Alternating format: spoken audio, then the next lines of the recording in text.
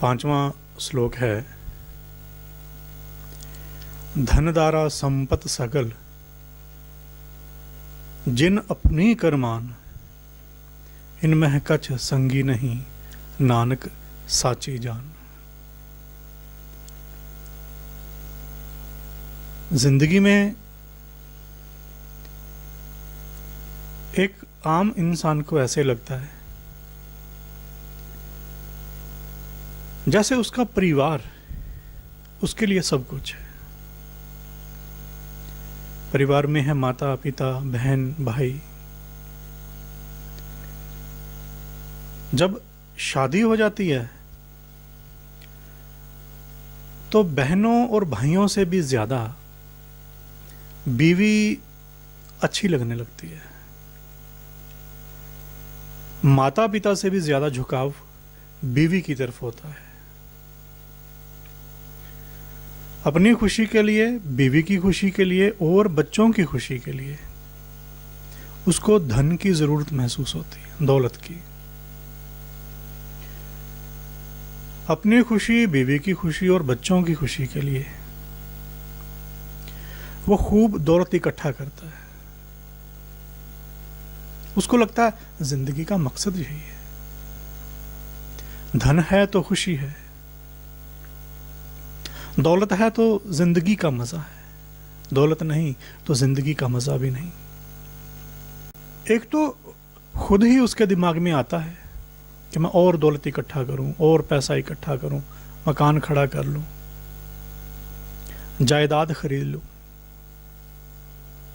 दूसरा कि उसके परिवार के लोग भी उसको बार बार कहते रहते हैं कि और पैसा इकट्ठा करो और दौलत इकट्ठा करो। परिवार के अलावा भी और रिश्तेदार हैं, रिश्तेदारों के अलावा भी और हैं जिन्हें हम दोस्त कहते हैं, मित्र कहते हैं। ये सब हमारे आसपास क्यों हैं?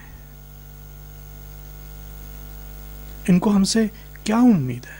ये क्या चाहते हैं हमसे?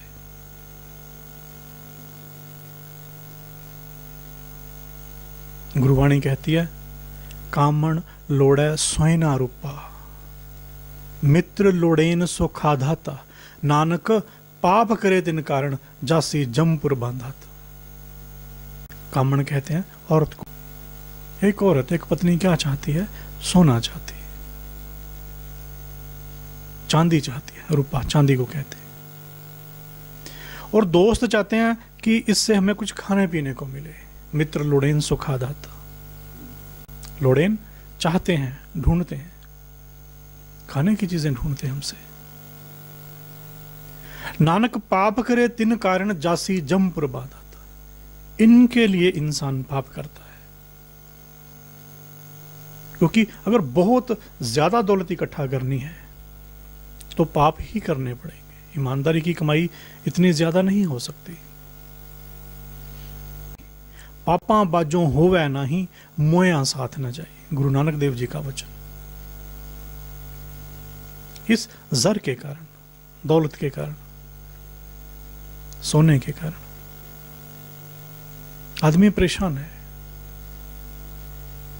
इसी के पीछे लगा हुआ है, इसी को इकट्ठा करता है। लेकिन पापा बाजों होवे नहीं, ये पाप किए बिना नहीं होते इकट्ठे। ईमानदारी की कमाई से नहीं होता इतना पैसा इकट्ठा। मोया साथ न जाई, और मरने के बाद ये इंसान के साथ भी नहीं जाता, यहीं रह जाता है।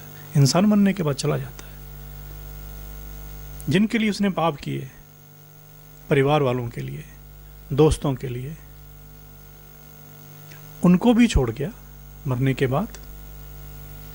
और पाप करके जो दौलत इकट्ठा की थी, जो जायदाद बनाई थी, उसको भी छोड़ गया। वो दौलत भी यहीं रह गई, वो बनाई हुई जायदाद भी यहीं रह गई। लंका गढ़ सोने का भया, मूर्ख रावण क्या ले गया। मूर्ख कहा रावण को, मूर्ख। उसका गढ़, उसका किला कहते हैं सोने का बना हुआ था।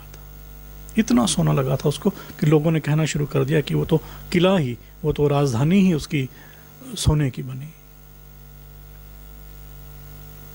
लेकिन वो मूर्ख रावण जिसने लोगों पे इतने जुल्म किए, अपने साथ क्या ले गया? सब कुछ यहीं छोड़ गया। काकी मात पिता कहो काको, कवन पुरख की जोई।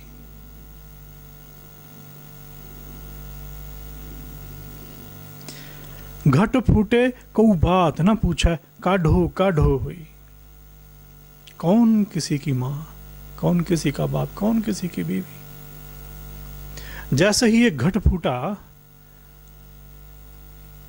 जैसे ही आदमी की मौत हुई, बाकी के लोग कहते हैं निकालो निकालो इसको, घर से निकालो। कौन रखता है डेड बॉडी को घर में?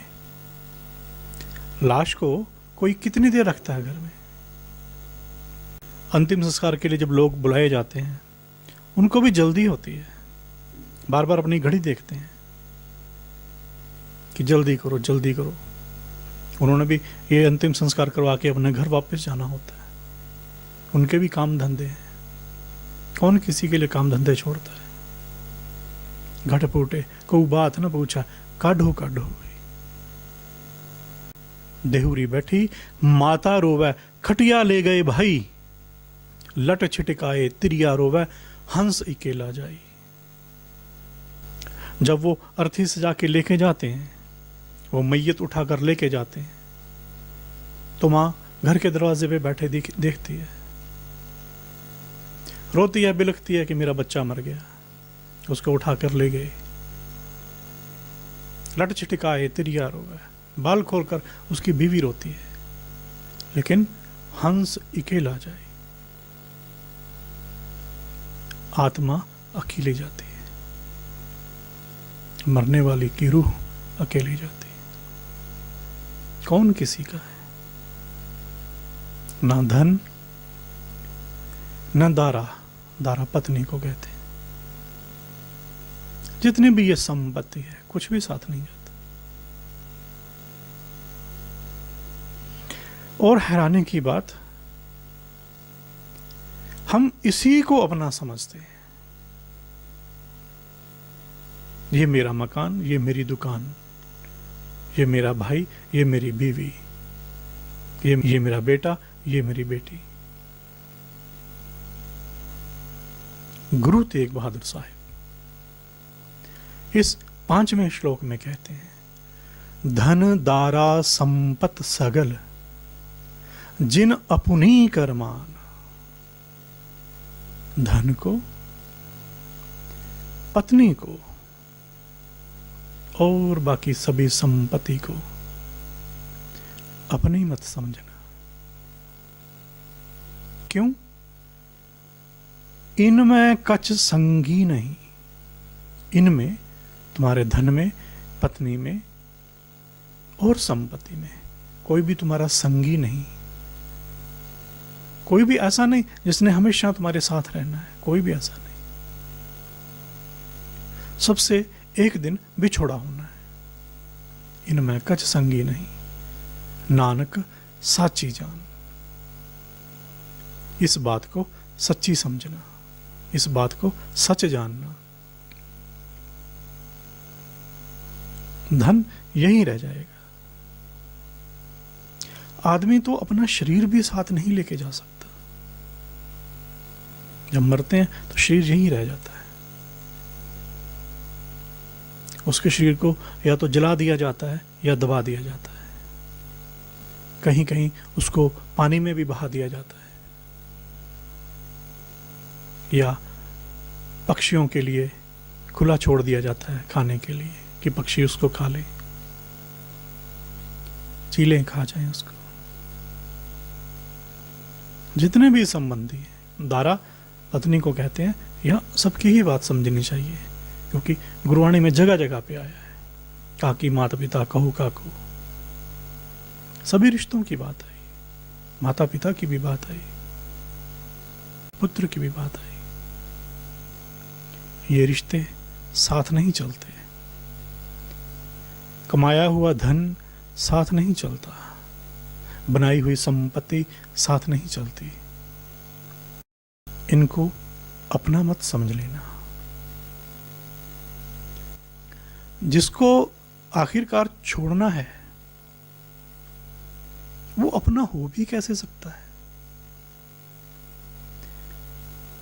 एक दिन जिसको छोड़ देना है वो अपना कहां से,